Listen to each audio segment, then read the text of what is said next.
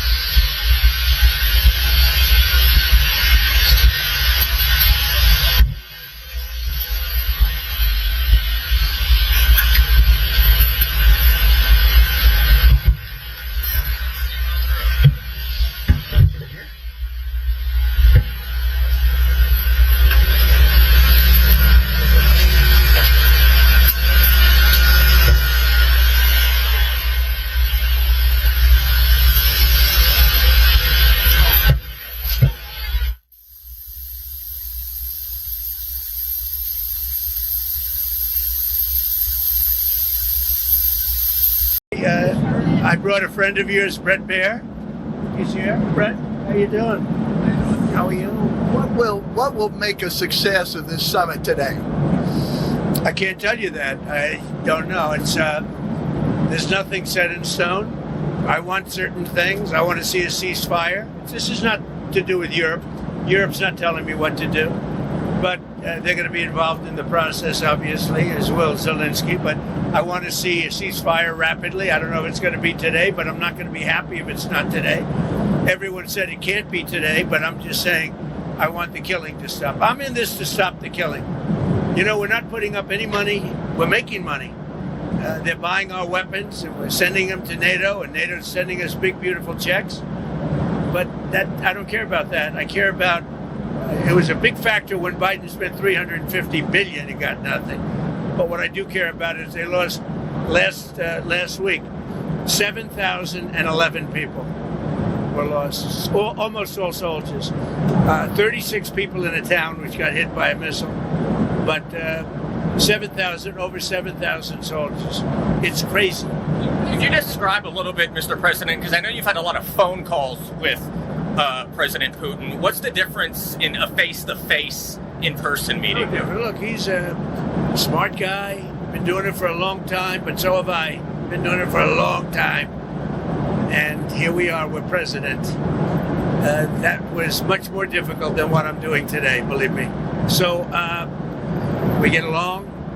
There's a good respect level on both sides. And I think, something's going to come of it. I noticed he's bringing a lot of business people from Russia. And that's good. I like that because they want to do business, but they're not doing business until we get the war settled. You can talk about business. We have the hottest country on earth. We have the hottest economy on earth. We have the hottest country. We just set a new stock market record again. We have hundreds of billions of dollars flowing in from tariffs. We're the hottest. We were a dead country, dead like doornails, a dead country. 1 year ago, we were dead as a doornail, and now we have the hottest country. And he wants a piece of that because his country is not hot economically. In fact, it's the opposite. And China's not doing well economically, but look, I want everybody to do well. The war's got to stop and the killing's got to stop. Mr. President, what do you stop? Thank you for coming back to take questions. We saw that Russia continued its violence into Ukraine last night, launching even more drones. What did you make of that? I think they're trying to negotiate. He's trying to set a stage. I mean, in his mind, that helps him make a better deal. It actually hurts him. But in his mind, that helps him make a better deal if they can continue the killing. Maybe it's a part of the world. Maybe it's just his fabric, his genes, his genetics. But he thinks that makes him, gives him strength in negotiating. I think it hurts him, but I'll be talking to him about it later. It's on the table for discussions today, Mr. President. Are the territorial swaps on the table? Will you be discussing that? They'll be discussed, but I've got to let Ukraine make that decision. And I think they'll make a proper decision.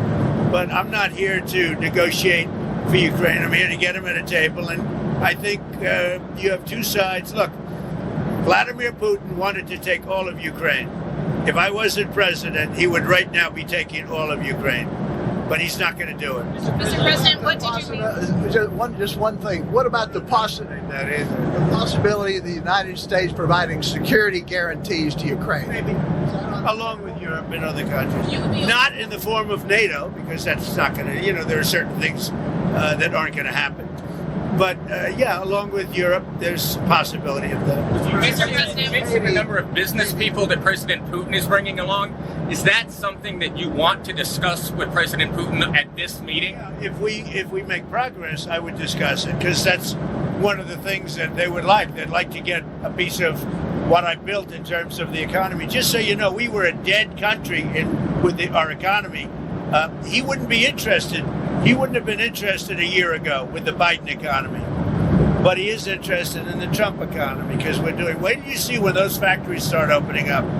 We have hundreds of factories all over the country, and that includes auto factories, AI factories, and every other.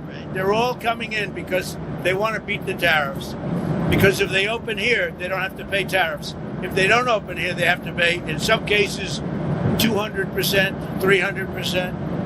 I haven't even set some of the tariffs yet. I'll be setting tariffs next week and the week after on steel and on, I would say, chips. Mr. President? Chips and semiconductors we'll be setting sometime next week after. You're looking at what rate? I'm going to have a rate that is going to be lower at the beginning. Then that gives them a chance to come in and build. And very high after a certain period of time. And if they don't build here, they have to pay a very high tariff, which doesn't work, so they'll come and build. Mr. President, hi.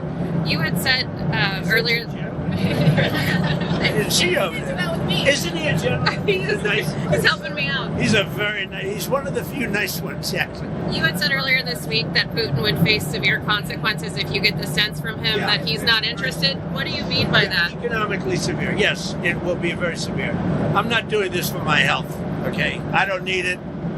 I'd like to focus on our country, but I'm doing this to save a lot of lives. Yeah, very severe. Thank you very much, everybody.